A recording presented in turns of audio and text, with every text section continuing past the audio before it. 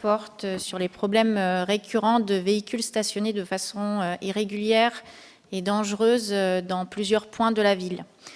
Ce n'est pas la première fois que ce point est abordé en conseil, mais malheureusement, il faut à nouveau en reparler.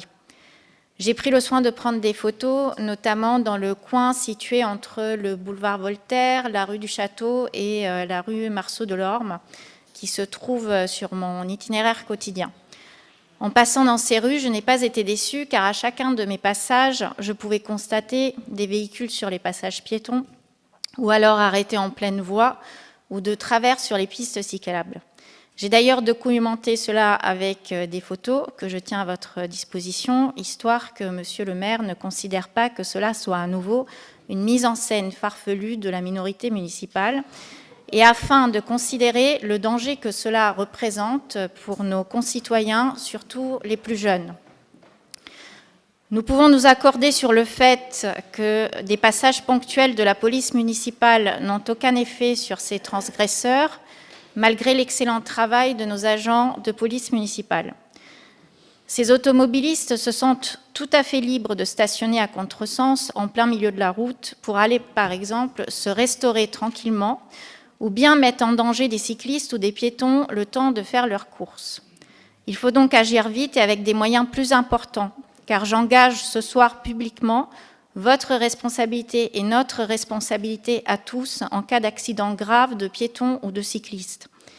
J'étais présente, Madame Eschliman, lors du carnaval. Vous étiez accompagnée d'un volontaire de la protection civile, dont je salue le travail.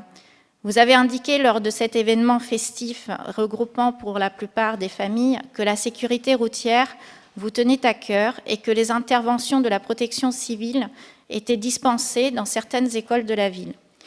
Je profite de cette question d'ailleurs pour vous demander des chiffres concernant ces interventions, car ni moi qui suis enseignante à Asnières depuis 6 ans, ni ma fille qui est en CM2, et c'est peut-être un hasard, n'en avons jamais bénéficié.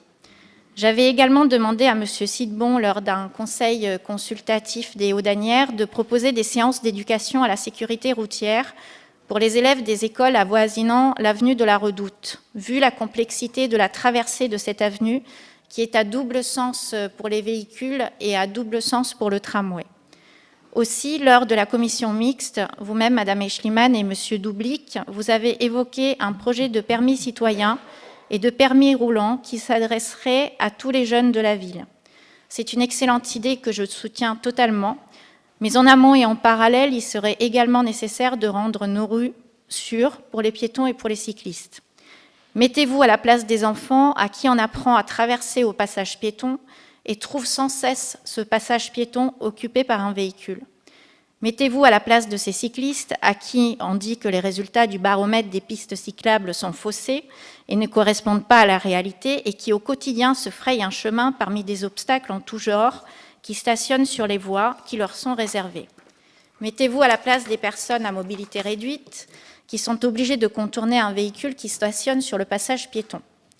Mettez-vous tout simplement à la place de nos concitoyens à qui on rabâche à toutes les sauces Asnières ville conviviale, mais qui se battent littéralement pour sortir de leur parking, rentrer chez eux ou traverser avec une poussette.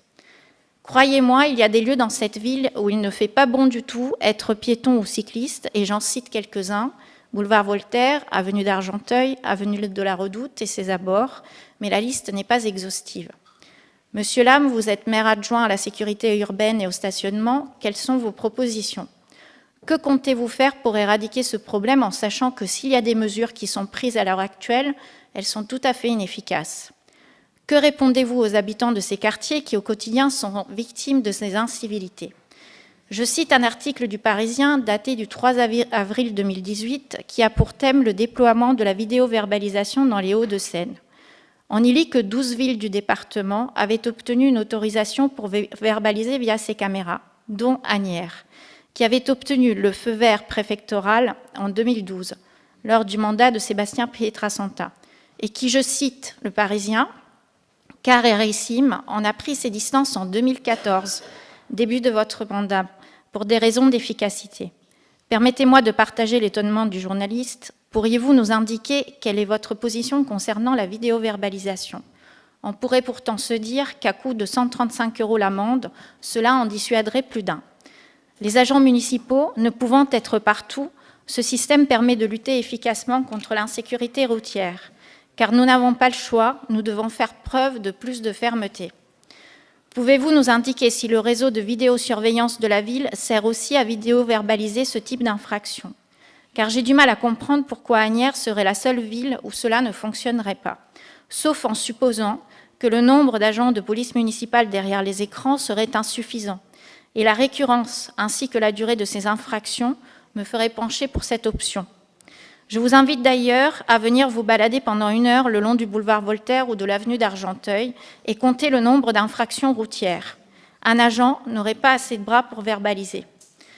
En considérant que vous avez reçu cette question orale avec anticipation, quels moyens de répression et de prévention efficaces proposez-vous pour en finir définitivement avec cette plaie?